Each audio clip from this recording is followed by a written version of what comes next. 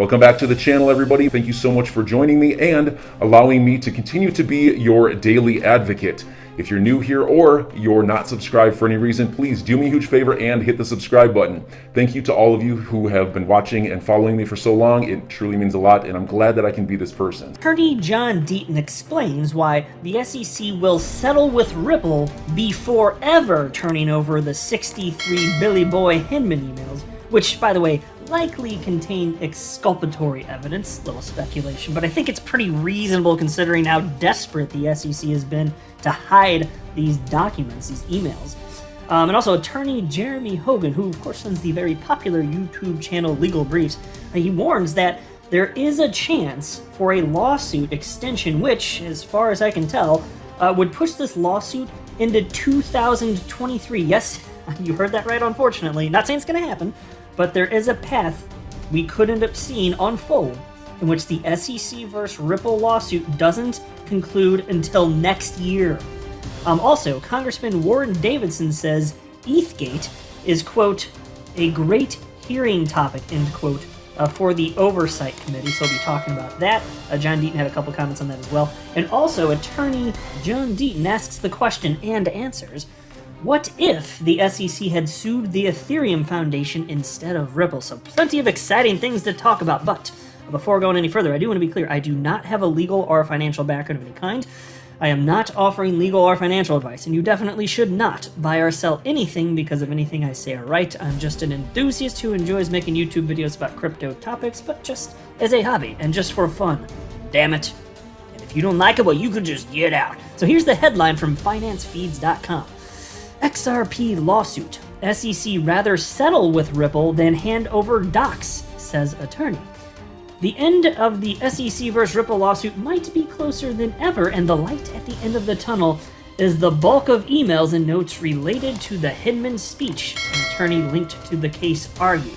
Yeah, let me just pause to say, could be true, but again, wait till I get to what Jeremy Hogan has to say, and he's not trying to dampen the mood, he's just being a realist here, but yes, there is in fact a chance that this thing might go on much longer than we want it to. Anyway, piece continues. John Deaton, an attorney representing 65,000 XRP holders in the XRP lawsuit via amicus curiae status, explained why the judge's probable decision to maintain her ruling on the Hinman speech emails equals settlement. Actually, I would love to know, that would be a fun poll. I want to know if most people, maybe I'll do this, I want to know if most people in the XRP community think that we're going to see this case fully adjudicated, end up at summary judgment, or if there will be a settlement. I personally am counting on a settlement. I'm not 100% sold on the idea, but I think more likely than not, yeah, we're going to see settlement, which I kind of would prefer. Anyway, piece continues. Not only are there 63 emails related to the speech, but there are 52 drafts of the key speech by the former SEC Director of Corporation Finance in 2018, where he considered Ether and Bitcoin as non-securities. Now, the SEC has recently hinted that if Judge Sarah Netburn sticks to her previous ruling of ordering the production of said emails, notes, and drafts, the plaintiff will appeal to Magistrate Annalisa Torres to make the final decision. The same goes for the Estabrook notes related to a meeting between ex-SEC's Elad Roisman and Ripple's Garlinghouse. So let's pause as a quick little refresher. The Estabrook notes, there was a lawyer at the SEC named Matthew Estabrook who left their employ, January of this year. But in, I believe it was November of 2018, Brad Garlinghouse had a meeting with then SEC Commissioner Elad Roisman. That's one of the 5 commissioners to vote on whether or not legal action is brought against individual businesses, so on and so forth, for securities violations. Elad Roisman. And Elad Roisman told Brad Garlinghouse that he didn't think that XRP was a security. That was it, and he actually kind of apologized, in fact, for Brad even having to come in and talk about this. Not that he technically had to go, but you get the gist, right? There was no indication there that anybody at the SEC from that conversation thought that XRP actually was a security. And Matthew Estabrook was present, not participating in the meeting, but was instead just taking notes of the meeting between Brad Garlinghouse and Elad Roisman, which is important because if you ever get your hands on those notes, if it just verifies what Ripple has to say, well, you'll see what John Deaton has to say on that in just a second. Let me continue with the piece because I'm getting a little ahead of myself here. But anyway, it reads as follows.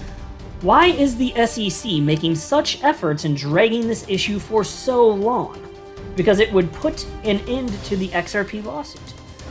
These documents are so vital for the SEC that they will rather reach a settlement than handing them over to Ripple, said John Deaton. And here's a quote from him. Apparently, Roisman gave Garlinghouse the impression XRP was not considered a security.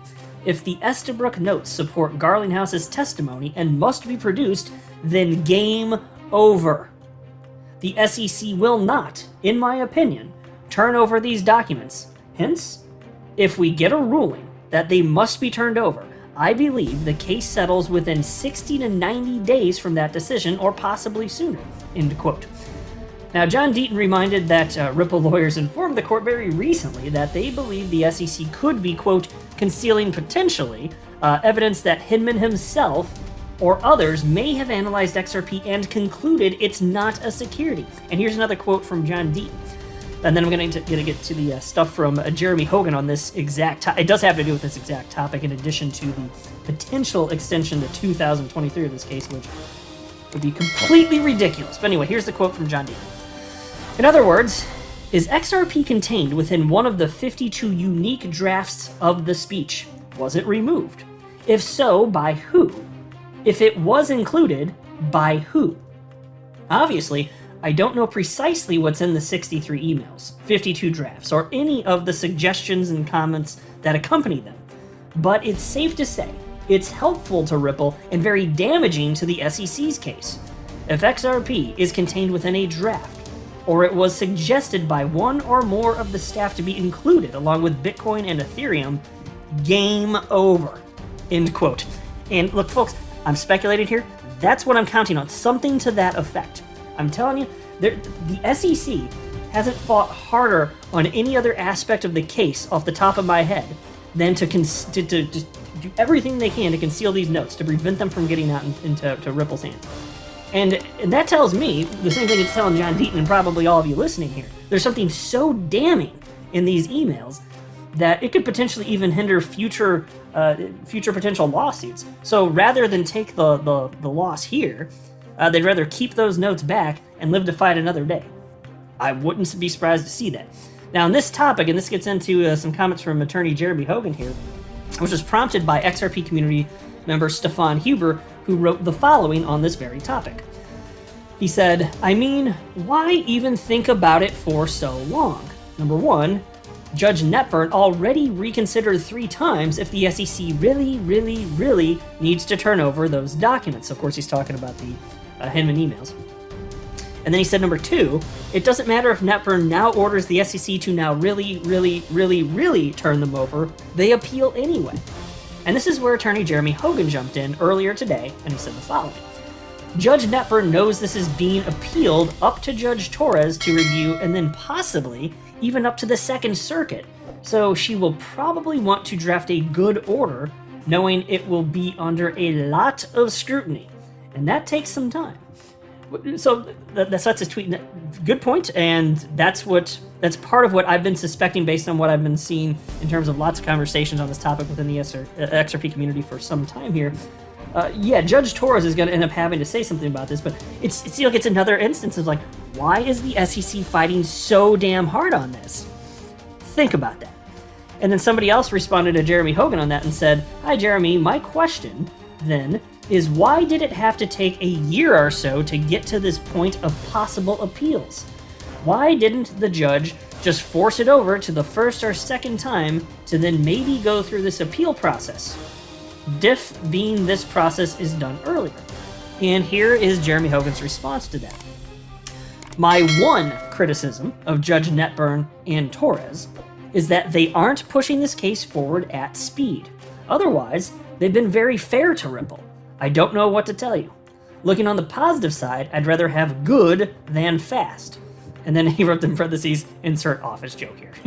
I'll let you at home do that. I'm not going to insert the office joke here. That's what she said. But we're all 5 at heart, right? But look, as far as the speed of the case, yes, of course, we'd all love it to go faster. But, that's what she said, but even so, again, we're all 5 here. But even so, I'd rather have it done right, and if this is what it takes, cool. Because this is such a big deal, like, the potential for appeal is rather tremendous here, and Yes. If I had to pick one or the other, I'd pick, slow and cautious than fast and potentially missing something that is rather crucial to the case or getting something wrong. So if it had to be one or the other, could there have been a happy medium? Possibly, but this is just not the way the judges roll. So I'd rather have this, frankly, and have them acting fairly towards Ripple, which they arguably have, as Jeremy points out here, than a potential worse alternative. We're sitting pretty here, all things considered, from my perch here. And then somebody named Stillman XRP wrote to Jeremy Hogan all up on the Twitters and said, "So, this will likely not end in 2022, and we're going for extra innings, ... sad face." And Jeremy Hogan did respond with the terrible news as follows. Not that this is necessarily going to happen, doesn't even mean it's likely, but it's not fun to hear. Jeremy Hogan said the following: "If Judge Torres allows the appeal of the deliberative process privilege issue, if it even makes it that far, then a ruling from the second court will take months, probably 4 or 5 months. If that happens, all bets are off as far as timelines." Tell you what, if that happens, that will really burn my biscuits, folks. My biscuits gonna done get all burnt up. I don't want that to happen. Again, not that it necessarily will, but it's something that's on the table, sadly. Now on to the next topic here from Warren Davidson, who has displayed quite a bit lately, over the last several days or so, that he seems to not be such a fan of Ripple and XRP. Although, to his credit, I don't think I have a pull-up for this video, but I think it was either yesterday or today, he did seem to indicate that he thought that what's happened regarding the whole situation with the SEC versus Ripple and XRP specifically, probably be, what he said was that it was the SEC distorting the market, so he did seem to acknowledge that. And as you'll see from this tweet I'm about to read you, he does think that a further investigation seemed to be necessary, so that part's good. I'm just questioning why he's been eager to jump on top of potential bad news surrounding Ripple, as I've highlighted in recent videos. I don't know what's in his heart and his mind, but it's questionable. Anyway, here's what he tweeted out, though, earlier today. Good financial services hearing topics. Number 1, what makes a digital token a security? Number 2, can any entity raise capital to build a tradable digital asset outside of United States securities laws? Number 3, jointly, Ether, XRP, Solana, and SEC regulatory tactics. Yeah, that would be a good one. And number 4, security, investor protection, and fintech. And then he, in a separate tweet he wrote on this topic, as I've said since 2017, Congress needs to act.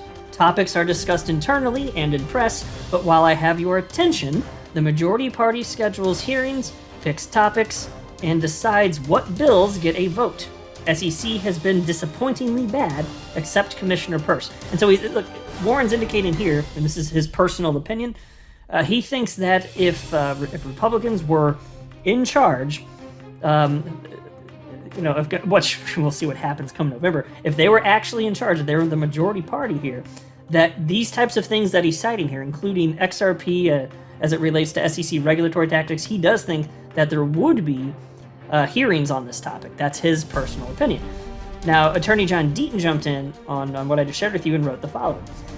Each one of these topics deserves a full hearing, but it would be amazing to get at least one hearing under the current leadership. The regulatory tactics topic should also cover the appearances of impropriety related to how enforcement actions are chosen. And then there was also this. Somebody named Crown for XRP wrote, right, when will the investigation into ETHgate take place? Yeah, I'd love to see that. And Warren Davidson responded, and he said, great topic, great hearing topic, but not likely until a Republican majority and resolution of the case with SEC, in my opinion. Yeah, I'd love to see ETHgate discussed. ETHgate's ridiculous. I mean, there's so many facts surrounding it. It's not a conspiracy theory. I made a video about this the other day. There's clear facts indicating this is real. It's grounded in reality, and it's just being ignored by anybody in power. It's ridiculous. And then there was this. John Deaton wrote, if the House flips, I remain confident the Oversight Committee will have no problem bringing Gary Gensler to the Hill to answer questions about several issues related to digital assets, including inquiries regarding ethics, conflicts, and appearances of impropriety. And so there you see John Deaton agrees with Warren that if Republicans were in charge, you'd start to see some action on this. So that's just their personal opinions. And then there was also this from Attorney John Deaton. And this is an interesting thing to think about. And I think it's true, but check this out. If the SEC would have sued Vitalik Buterin, Joseph Lubin, and the Ethereum Foundation instead of Ripple, Brad Garlinghouse, and Chris Larson, alleging today's Ethereum, including secondary market ETH, a security, I would have still sued the SEC, and maybe I'd have 66,000 ETH holders joining. So enjoy your day, everybody. I'm always here for you. Leave any comments or questions below, and be sure to subscribe. But thanks, everybody. I really appreciate you. Enjoy your day, and I always have your back. So thanks so much, everybody.